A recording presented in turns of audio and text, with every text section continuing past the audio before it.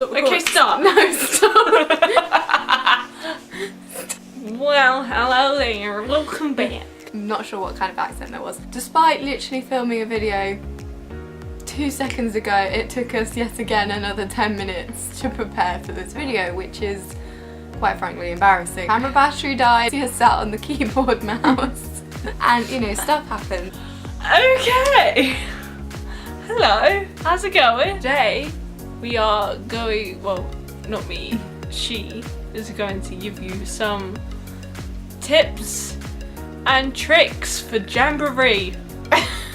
My name is Isabel and I was very lucky to be selected to go to the 23rd World Scout Jamboree in Japan in 2015. I was selected as a Kent participant. I was 15 at the time. I also was somehow, for some reason, selected to be the UK flag bearer in the opening ceremony, of which there are tons of videos of me as a very sunburnt, nervous 15-year-old standing on a stage in front of 40,000 people with the UK flag.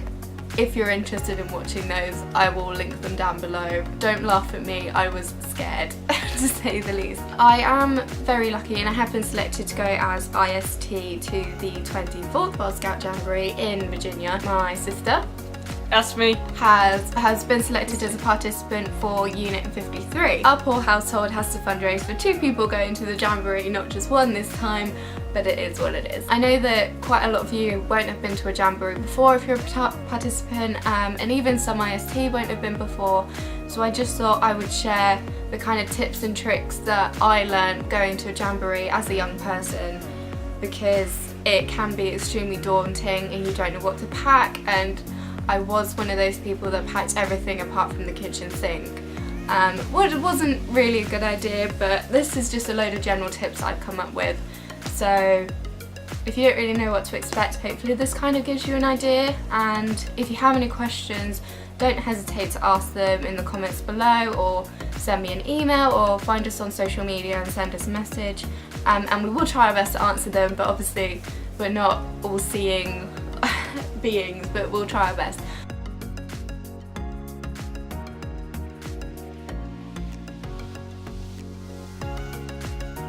Let's get on to the first tip. So the first tip I have, I was actually told by somebody who had been to a Jamboree before, so this is me passing on knowledge from lots of Jamborees, is to hide your valuables inside your sleeping bag during the day, because no one's really going to look through there. Or even just things that you don't really want people to see, like your pajamas or whatever. Just put them inside your sleeping bag, because it's going to be inside your tent. You know, people aren't allowed to go into your tents. It's kind of a known Scout thing that you don't go in other people's tents because that's their property, and it is literally one of the laws, isn't it? Respect other people and their property. That was the first tip. The second tip is sleeping bag liners. So not sleeping bags, but sleeping bag liners, which can be... Explain what that is as well. Which can be cotton or silk, are really thin, kind of like a sheet, but is still in a sleeping bag form, and these are an absolute godsend. They, because 3 weeks in a sleeping bag is kind of gross. So I personally would try and have at least 2 sleeping bag liners, which you can either use on their own if you know that you get quite hot, and that was the case in Japan. It was very, very humid, so we just slept in sleeping bag liners and alternated them for washing and obviously having a clean one that we were sleeping with while the other one was drying. But you can alternatively slip them inside your sleeping bag, pull them out, wash them, etc. But they're just so good, because if you get too hot you can obviously take them out of the sleeping bag and just sleep in them. It keeps you cleaner rather than sleeping in the same sleeping bag for 3 weeks. One of the other things is keep your tent organised. You do not want to waste a single second of the Jamboree trying to find something that you've lost. Just know what pockets you've put what in. Where have you put your swaps? Where have you put your badges? Where have you put your clothes? Where have you put your other things like your spork or something that you found on the website you thought you'd need but you actually didn't. Just know where your stuff is, 100%. Similarly to this, mark your name or something on your bag, because as you know there are 3,000 people with the exact same bag as you going through airports and are then arriving at the Jamboree site, and it is impossible to tell which bag is yours. So this could be anything, colourful straps, you could doodle on it with a Sharpie, sew some badges onto it, you know, do something to make it stand out, even just, you know, ribbon around the straps, because it is your bag, you know, and if you lose it, it's gone. You won't, well okay, there's always a chance you might lose it, but just mark it some way, because we've had so many people bring bags into their tents and be like, oh, it's not my bag, like take it back out, and it's just a mess. This one's kind of a personal one, but there are private showers, but the queues for these are absolutely horrendous. So most of the time people end up washing in their swimming costumes in the mass showers, which means that you are with, you know, hundreds of people in these mass showers, and shaving can be a bit awkward due to, well, one, it's shaving in too limited space and everything. So if you wax before you go, then you don't really have to worry about it. That's just something that I didn't think I would need, but then actually became really helpful on the other end.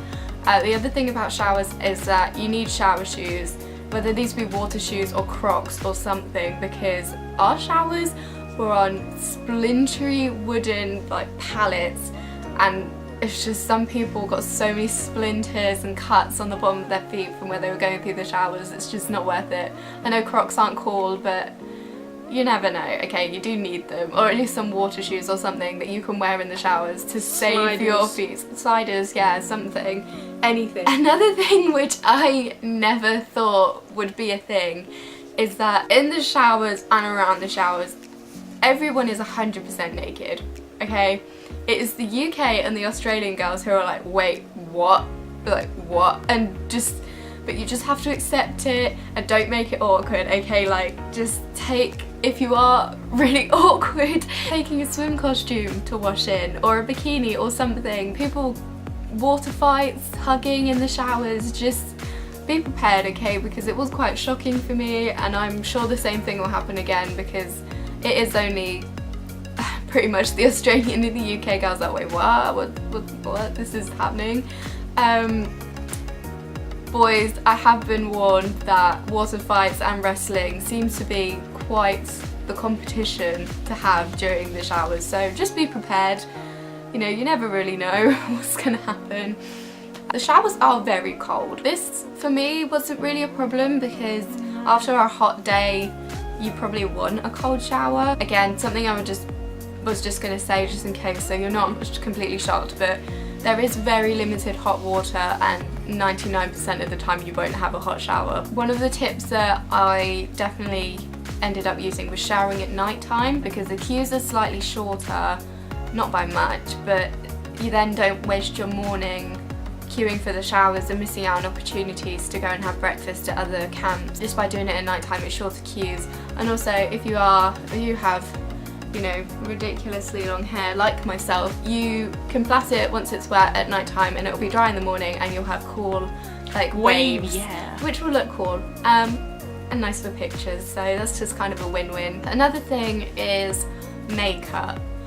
I wouldn't recommend taking makeup, but if you really think that you can't live without it for a couple of weeks, just make sure it's waterproof, because we had you know, smeary makeup where it's hot and you're doing your activities. So if you want to take a mascara or something like that, just make sure it's waterproof, because you will be doing a lot of activities and it in humid weather, so it won't necessarily agree with what you put on your face. And if you cry, it will be funny.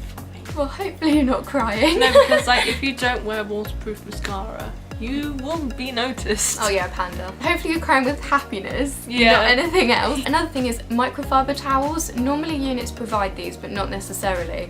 But do not take just a normal bath towel. Take these microfiber towels. They come in packages like normally about this big. They dry a lot quicker. Should I go get it? They're softer. You can if you want to. They're just generally nicer to use.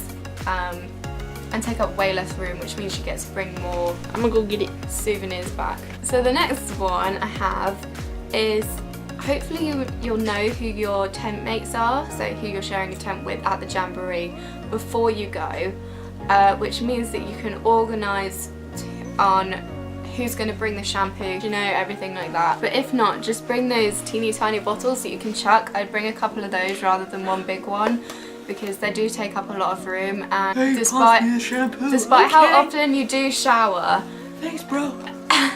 you won't go through a whole bottle and you will end up chucking it at the end. So it was just a bit of a pain. So if you organise with, you know, the people that you're sharing with the tent with, and then just get one bottle between you, then you're gonna use it up easier, which will be nice. So this is a microfiber towel.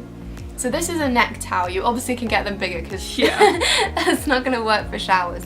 But you could put it on your head and stuff to keep your head cool. You can make it wet as well, and it will stay wet if you want it. They're just really thin, and Like, you know, look. I do recommend them. You can find them online and in some shops. I think we got ours from the range. They were Yeah. like £6. We got so three if of you're them. interested, that's where Yeah. we got ours. The next thing I have written down is about being homesick. Despite there being endless amounts of things to do at the Jamboree, you still will have that moment where you do feel homesick. If you don't, that's perfectly fine, like you're still normal for not feeling that. But if you do feel homesick, don't think that you're annoying anybody. Go and tell someone, because there is absolutely nothing worse than keeping it quiet. It's not going to help you, and you know, people are here to help. Everyone's in the same boat. We're all here to make each other have like a brilliant time. Yeah. So if you are struggling, just find someone to talk to. It doesn't necessarily have to be your unit leader. It can be a patrol leader, or even just your friends, and then they could kind of let one of your unit leaders know if you think that you don't want to tell them yourself, but just tell somebody. And there's lots of clinics actually in the Jamboree that are made just for people, where you go in anonymously and can go and talk to somebody just to get some advice, or if you are feeling homesick. So I definitely recommend making use of those services since they're there. The next thing is contact cards. So I have an example of my contact card from my Jamboree.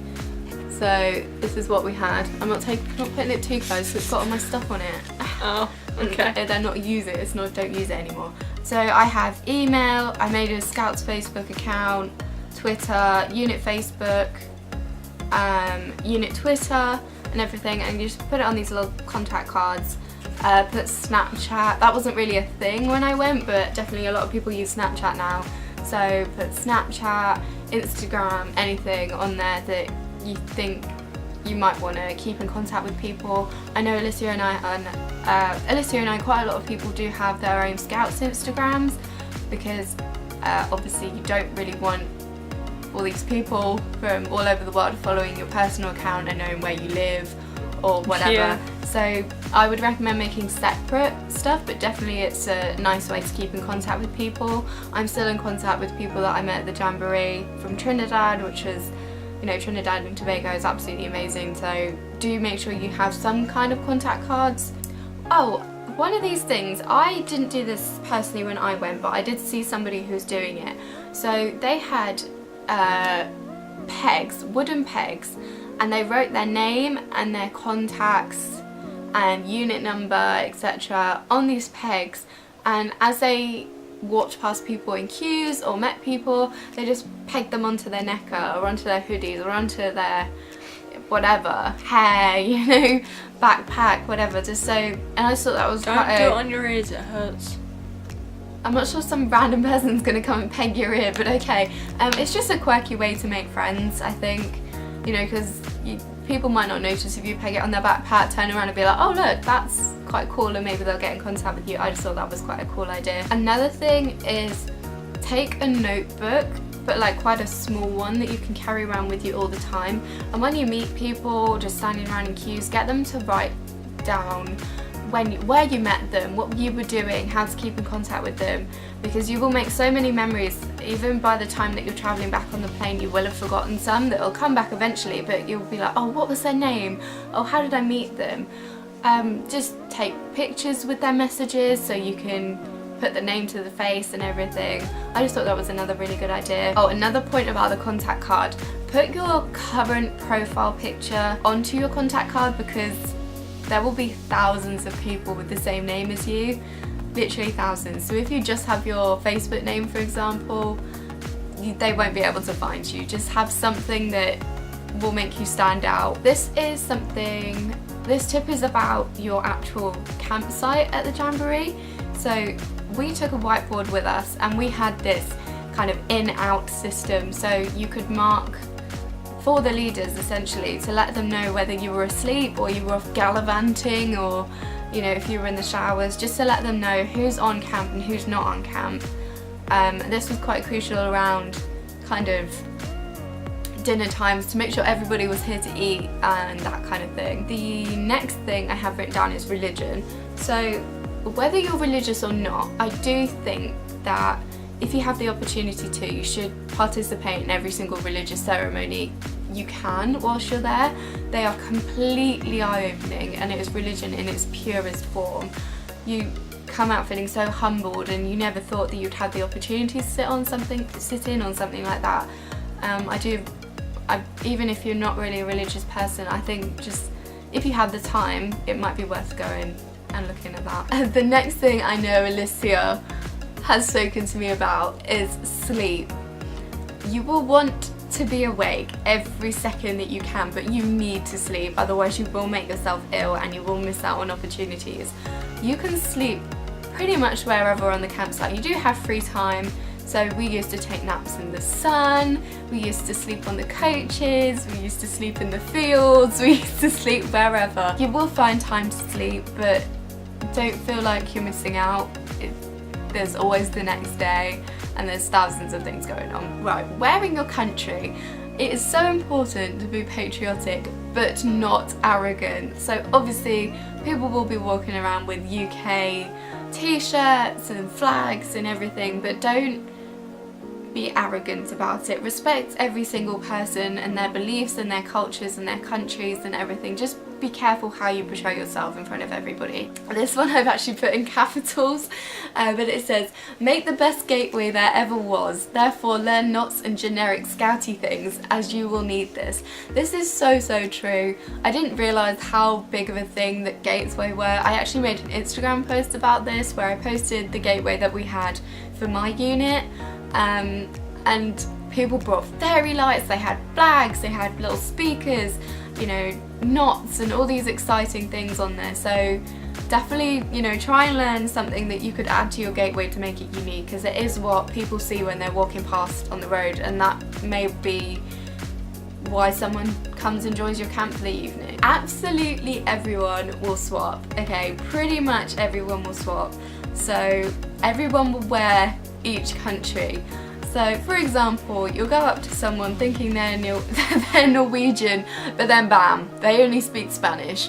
So just because someone's wearing a certain country doesn't necessarily mean they're from that country. Don't make the mistake that we did, where we had someone learning French. They were going to do French A-level. They thought that it was a French scout, went up and spoke to them, and they actually only spoke Portuguese. So just, it's quite funny, but just to make you aware. Another thing I think parents are quite worried about is money. When you're out there, make sure you have money on cards, but also in cash. Don't do just cards or just cash, because the queues for the card machines are absolutely atrocious, and you will lose at least half a day trying to get money out. And these machines do have limits as well, where quite often, because of the amount of people that they're trying to disperse money to, the machines will either empty or they'll be just overworked and can't do anymore. So just try and work out a system where you have money on cards and in cash. Kind of links in with the religious ceremonies, but partake in the cultural meals and the traditions every opportunity you have. If someone invites you to their camp, go and join them, even if you're not sure, because it is one of the most humbling experiences, so I definitely would recommend that. Also related to this is try and organise with another unit to go for dinner, breakfast, lunch, snacks, whatever. Just invite people either to your unit for food or try and go somewhere else for food. It's just a really good opportunity to meet people. My patrol was invited to go to a Boy Scouts of America unit, and we did speak to them about why girls should be part of scouting, which was just funny. But also with this, make sure you follow their food traditions, so respect if they pray before meals, respect dietary needs, and even ceremonious ways of drinking tea, for example. Just make sure you're very respectful. Another thing is absolutely crucial. If you do try something that's maybe a little exotic for you and you do like it, try to remember the name of the food, because you'll come home, you'll be like, oh, there was a really good dish but I can't remember what it's called and I really wish I'd written it down. So again, this goes back to the notebook. Just have a notebook on you that you can scribble something down, go, oh okay, that's, you know, that's what that is. The next thing is, obviously you will be next to all different countries in your unit. So in your sub camp, for example, I think we had Trinidad and Tobago down the road, we had some Swedish next door, some Finnish next door, Portuguese, you know, you have lots and lots of different countries surrounding you. It's quite rare that you have the same country next to you. So make sure you're nice to your neighbours, because these are your neighbours for the next 3 weeks. They have the potential to be your best friends, so just appreciate what they're doing. For example, if they meditate in the morning, maybe you could ask to join if that's allowed, or do something like that. Just, you know, throw yourself in the deep end, see what kind of adventures you can take. Teach others your traditions. So we had a cultural day, and for the UK we made them a good cup of tea and gave them a scone. You know, sometimes it's just fun. The Canadians, we had maple shots, like maple syrup shot contest. That was very sickly but also kind of funny. Prepare something that your unit can teach other units. So my unit was Unit 13, the Rolling Scones, and we had our own unit song. So whenever we went somewhere and we wanted to cause a bit of a ruckus, we'd just break out in our unit song. And also when we went to places for dinner, as a kind of sign of appreciation, we just all broke out into our song, and that was kind of a funny thing. So just think of something that your unit could do, whether that be, you know, making music on the table or something. Oh, another point, tons of swaps. Don't just take unit badges. People will want to swap knickers and clothing and literally anything, bags. So if you have the room, try and not stock up on only badges, as it is, I have noticed when I went, it was quite a lot of people had the UK badge because we were such a large group of people, and some even already had the unit badges from where they'd done swaps before the Jamboree. So try and bring lots of different things. Even go and talk to your old scout leaders and ask if there's any old badges from your group that you can take with you, just so you have a bit of variety with swaps to take with you. But remember to write your name and your unit and contact details or something, attach it to everything you swap, because then that means when that person picks up that badge or picks up that scarf or picks up something, they'll go, oh, I remember Alicia swapped that with me and she's part of this unit. Oh, I ought to send her a message and say that I really appreciate this scarf or something, or that I wore it to my group meeting. I just think that's a good idea. Kind of just a generic point, but it helps to know that as soon as you know where your bag is travelling to, make sure you write your unit location at the Jamboree and the address of the Jamboree site on your bag. Also any address of Ho-Ho and dates that you're there, because if your bag is lost, they may be able to ship it to you. This is obviously worst case scenario, but it's just always helpful to have your home address on there as well. So if it says, but if bag not returned by a certain date, it can be shipped back to the UK. Hopefully that doesn't happen. There's completely a worst case scenario situation. Sunglasses, hats and sun cream are an absolute must. Doesn't matter if they're not fashionable, they are absolutely crucial, or you will be so ill. We did have, unfortunately, some people that thought, oh, I'm too cool to wear sunglasses and a hat, and then they had sunstroke. So just, you know, find a hat you like, find a pair of sunglasses you like. There are thousands of styles, I'm sure you'll find something, but make sure you bring it with you and wear it because it's so crucial. You don't want to miss out on an opportunity just because you didn't keep yourself protected from the sun. Talk to everyone, but also try to make solid friends from your home country so that you can meet up with them after the Jamboree or even before the Jamboree if you're interested. We actually met a London unit in the airport before we travelled to Japan. So a few of us met again when we did the Monopoly run in London, so that's just quite a cool thing if you're interested in doing that. This one's absolutely crucial. Be prepared to come back from this absolutely amazing experience, talk about the Jamboree, talk about your many adventures, and just be prepared that people might not understand what you're talking about.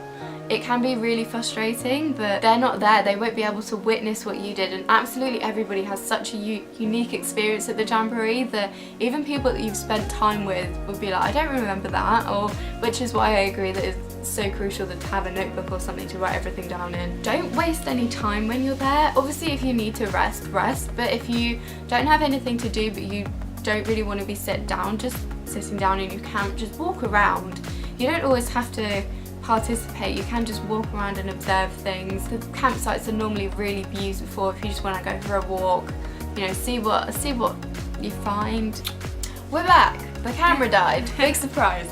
Okay, so the next point is try to make good friends before you go out to the Jamboree. So talk on Facebook groups, talk on Snapchat, talk on Instagram, talk on whatever, let them know what unit you're in, ask them what unit they're in, try and find something in common, because if you make these friends, you'll meet them in the USA and just be like, wait, what? They're a real person, and it's just the start of an absolutely amazing friendship. I do find that I couldn't personally do this when I went to my last Jamboree because, as I said before, like Snapchat, Facebook and everything wasn't really a thing for my age group. It is now though, definitely. I've seen it, quite a lot of people have made Instagrams already. Just, you know, send them a message, say, oh, would you be interested in meeting up actually at the Jamboree site, because that would just be really cool, honestly. Next thing is regarding your camp.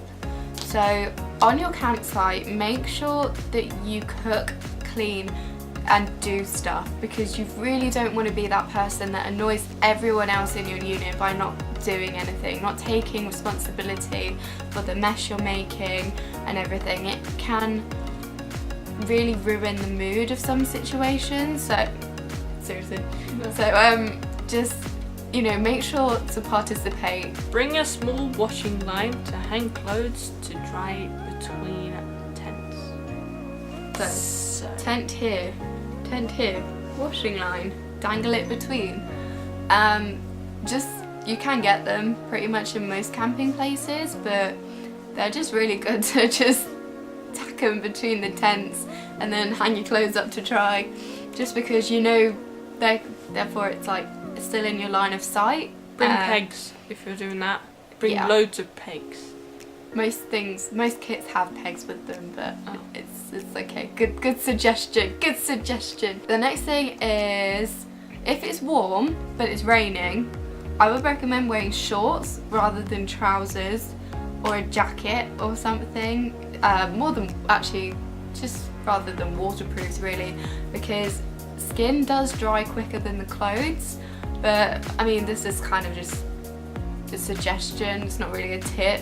But you know, if you're not really bothered about getting wet skin, it does in the end dry quicker than your waterproof, so just a little tip thing. You kind of will sound like a hoarder, but keep absolutely everything from your Jamboree. I mean, absolutely everything. Obviously, being in Japan, we had lots of kind of strange sweets and lots of weird labels on things, like just different labels, these kind of things. Just keep absolutely everything that you can, and then when you get home, decide whether it's junk.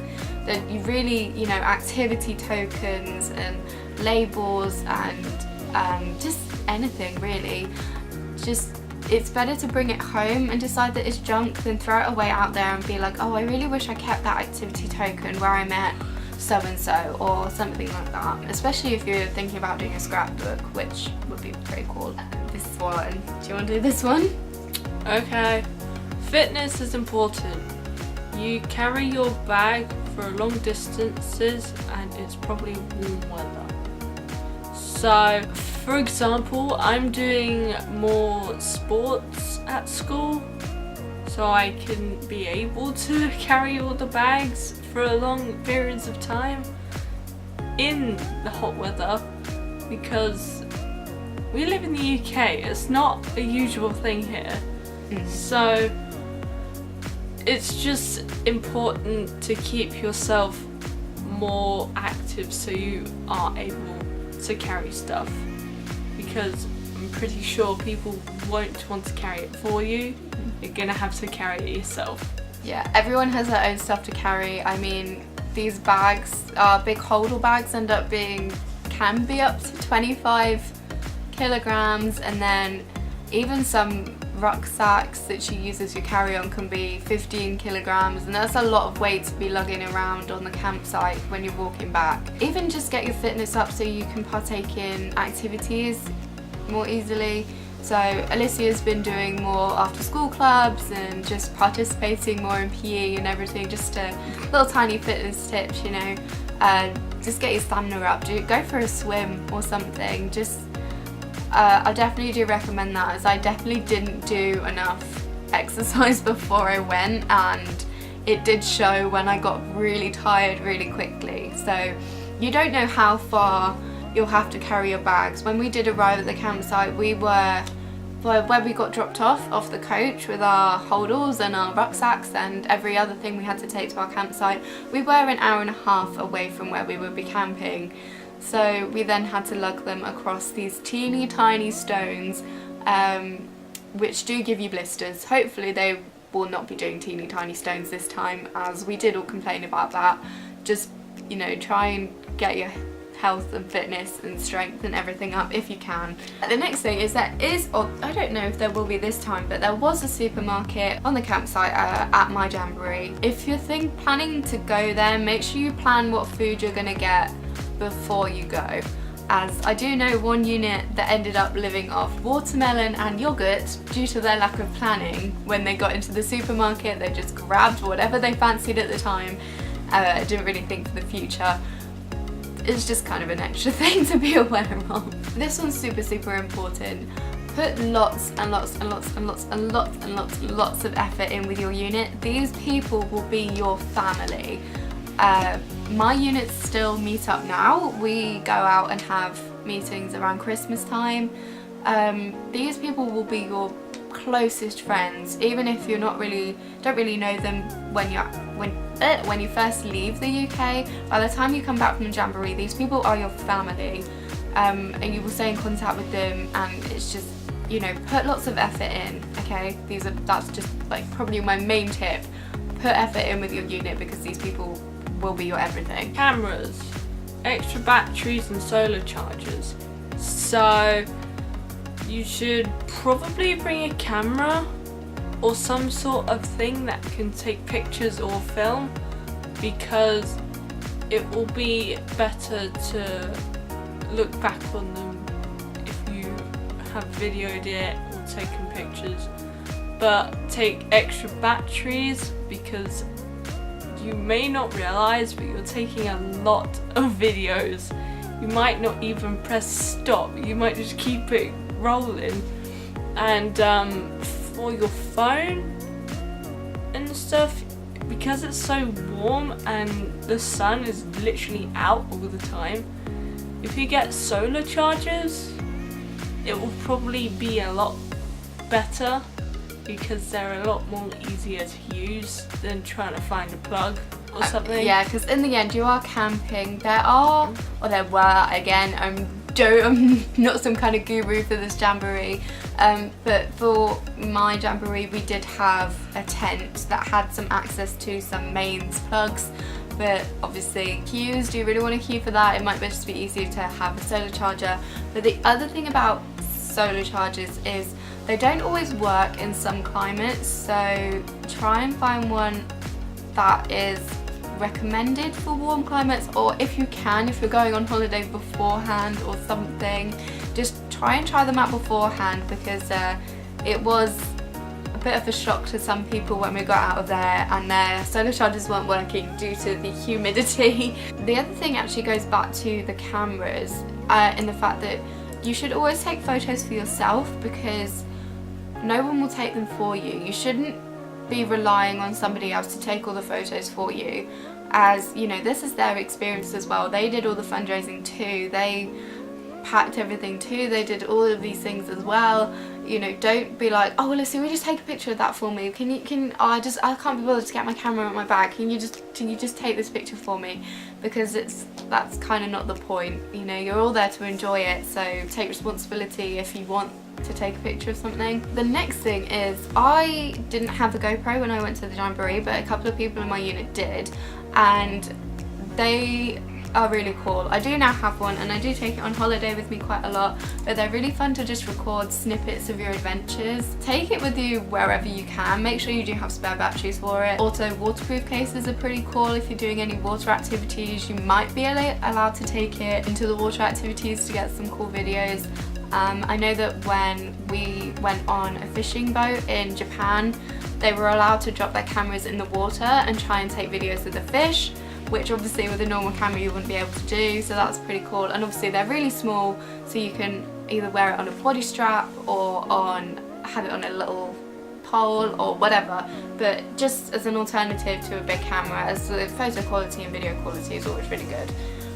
Am I right? Or am I right? Individual homemade gifts for your ho-ho families, your home hospitality families, in case you don't know what ho-ho stands for, are always gratefully received. It's always nice if you get them, you know, a teapot or a tea towel or something like this, but there is nothing better than making a handmade gift for your family that they can look back on and say, oh, that's when the Scouts stayed with me, this is what they brought me, this is what they made me. It's just, if you have time, or if you're an artist, for example, my friend who I stayed with Ho-Ho painted them a really nice picture of all of the kind of UK landmarks, so Stonehenge, the London Eye, Big Ben, the seaside, just some, you know, all the castles. It was a really nice picture that she made for them. I think we both agree on, right? Yeah. Just be polite in general. Just be polite to absolutely everybody you meet, because in the end we're all volunteers. People cleaning the toilets, they are volunteers. You know, thank them for doing that. You know, you participants will often forget to thank the international service team or their leaders for doing these basic tasks, but these people have families and have come out here and volunteered their time, paid money to come and enjoy this experience with you and make it amazing for you. So just remember to say thank you to as many people as you can. Just let them know that you do appreciate what they're doing for you. It's just little things like that that you really will stand out as a nice person if you do that. Got anything to add, do you think, or is we pretty much done? Yeah, just hopefully this helped you. Well, if not, I'm sorry, I tried, but ask any more questions down below. Obviously, send me an email, find us on Instagram, do something. Should we leave our Instagrams in the description? Yeah, I will put our Instagrams in here, or in the here, description, and also in the description if you're interested. Do you have any questions you can think of off the top of your head that I could answer? Because obviously it's quite hard to try and remember 4 weeks, 4 years ago. It's quite a long time. For me, this was an absolutely eye-opening experience in the fact that nobody was judgmental at all. Nobody cared that if you were sweaty, if, you know, what you looked like, what you smelt like, what anything. Nobody cares because you're all in the same boat. You know, you end up high-fiving random people and hugging random people, and just nobody cares. It's such a nice atmosphere to be in. That was one of my goals, to come back from the Jamboree and try and spread that kind of positivity here. It wasn't really successful, but maybe if we all try and do it, we'll get somewhere. But it was such a nice atmosphere because, you know, we were all in the same boat and there was just no judgment. It was just really nice. I'm gonna try and hug as many people as I can. Yeah. Oh, hand gel is key, guys, though, because you don't know where people have been. Just as if you're high-fiving loads of random people and then you have to go and have dinner, make sure you wash your hands, have hand gel on you, just as a basic. If there's a sink available, just wash your hands. I did just say that. Yeah, just if there's anything that looks like you can wash your hands with, do it. Just do it. You're just saving yourself from getting germs. Yeah, you don't want to be ill when you're out there, so just, you know, take care of yourself. Make sure to drink as much water as you can. An alternative, if you don't like water, is those little tiny concentrate squash things. I know Robinsons do some, but obviously other brands are available. Yeah. But just take a couple of those with you. I did that for my trip to Ghana. I sometimes struggle to drink enough water, so I just took a little blackcurrant squash with me. It was a 2-week trip. 1 bottle lasted me the 2 weeks, and I just used to add it, and I made sure that I drank my 2 litres a day, and it saved me from getting dehydrated. So yeah, I think that's everything. Obviously, if we think of more, we'll make a second video, or if you have any questions, and we will answer them in another video sometime. Let us know if there's anything you want us to film. We're up for suggestions as always, so yeah, thank you for watching, guys. Hopefully I didn't annoy you, but I don't know what that was. this is going to be a really long video, I've just thought, but yeah. oh well. Sorry. I really hope you enjoyed it, and we'll see you next time, so bye. Bye everyone.